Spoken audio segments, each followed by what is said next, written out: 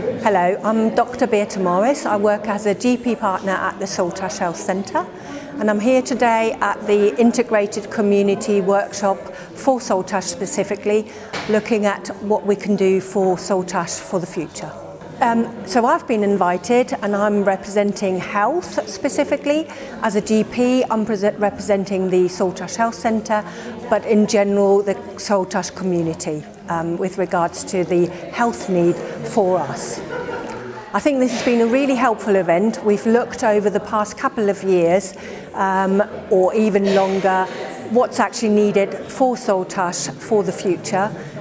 It's really helpful to get people integrated, to look at not just health and the NHS, but social services, community services, and we're specifically looking at modernising, looking into the future.